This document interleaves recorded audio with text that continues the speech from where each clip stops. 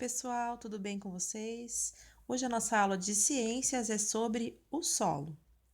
Então, para começar, vamos falar um pouco sobre a Terra, né? A Terra, ela tem a sua estrutura dividida em três camadas: a crosta terrestre, o manto e o núcleo. A litosfera é a camada mais sólida da Terra. Ela é formada pela crosta terrestre e pela camada externa do manto, né? Então, na parte externa da litosfera, nós encontramos as rochas e o solo que cobrem toda a superfície da Terra. Então, nós podemos dizer que o solo é a camada mais superficial da litosfera, formada então por pequenas partículas de minerais. Nessa camada, a circulação de ar e água e, por isso, a existência de vida. E o subsolo é a camada localizada logo abaixo do solo. As rochas são agregados sólidos de minerais que ocorrem naturalmente na litosfera. E os minerais são elementos ou substâncias químicas que se formaram em nosso planeta. Bom, existem vários tipos de rocha que se diferenciam de sua origem, onde foi a sua formação.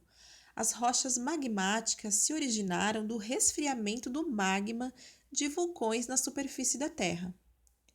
Já as rochas sedimentares são rochas originadas com o passar do tempo, através do acúmulo de materiais que foram erodidos de outras rochas magmáticas e metamórficas. As rochas metamórficas são formadas pela transformação de rochas magmáticas e sedimentares que se modificam com o tempo, apresentando então uma forma diferente ou novos minerais em sua composição. O granito e o basalto são rochas magmáticas. Após o granito ser polido, ele é usado na confecção de pisos, pias, lavatórios. E o basalto é utilizado basicamente para fazer calçamento de ruas. As rochas sedimentares, como o arenito, é uma rocha muito utilizada na construção civil. Uma das rochas metamórficas é o mármore e é uma rocha muito utilizada na confecção de pias, mesas, pisos, escadarias. Essa rocha também é utilizada em obras de arte. Do que é formado o solo?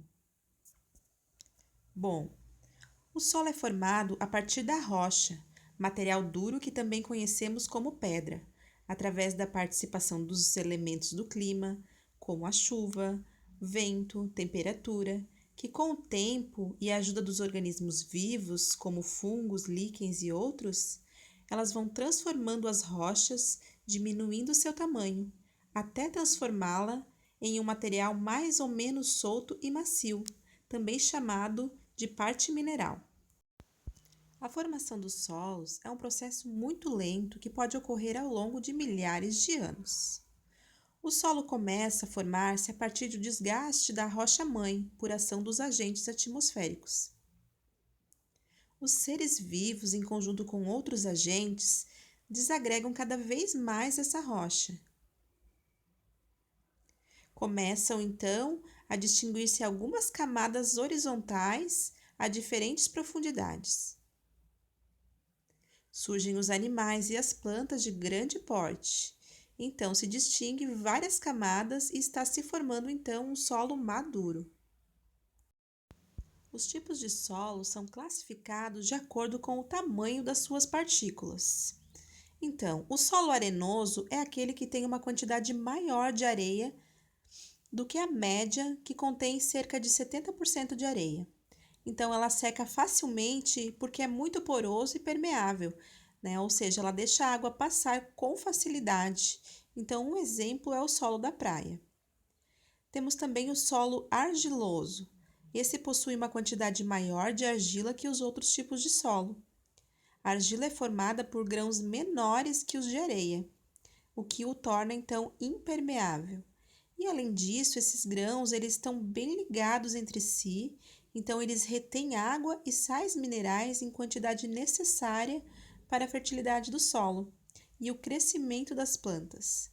Mas se o solo tiver muita argila, ele vai poder ficar encharcado então ele vai encher de poças após uma chuva. E a água em excesso nos poros do solo compromete a circulação de ar e o desenvolvimento das plantas acaba ficando prejudicado. Temos também o solo umífero. O solo umífero possui uma quantidade maior de humus, né, que os outros tipos de solo. Humus seria um material formado pela decomposição de restos de animais e plantas. A quantidade de humus está diretamente ligada à fertilidade do solo. Assim, quanto mais humus o solo apresentar, mais fértil ele será. O humus também ajuda a reter a água do solo, que se torna poroso e com boa aeração, e através do processo de decomposição dos organismos, produz os sais minerais necessários para as plantas. Esse solo também é chamado de terra preta, né? Há exemplo, então, as matas e florestas, que contêm bastante humus. A erosão é um processo de deslocamento e transporte de terra ou de rochas de uma superfície. A erosão pode ocorrer por causa de uma ação de fenômenos da natureza ou do ser humano. O ser humano, ao retirar a cobertura vegetal de um solo, faz com que este perda sua consistência, pois a água antes ela era absorvida pelas raízes das árvores e plantas, ela passa a infiltrar no solo, e esta infiltração pode causar a instabilidade do solo e a erosão. As atividades de mineração de forma desordenada também podem provocar erosão. Ao retirar uma grande quantidade de terra de uma jazida de minério, os solos próximos podem perder a sua estrutura de sustentação. Nós também podemos citar as chuvas como principal causadora da erosão. Ao atingir o solo em grande quantidade, provoca deslizamentos, infiltrações e mudanças na consistência do terreno. Vamos ver então algumas formas de evitar a erosão. Não retirar coberturas vegetais de solos, principalmente de regiões montanhosas.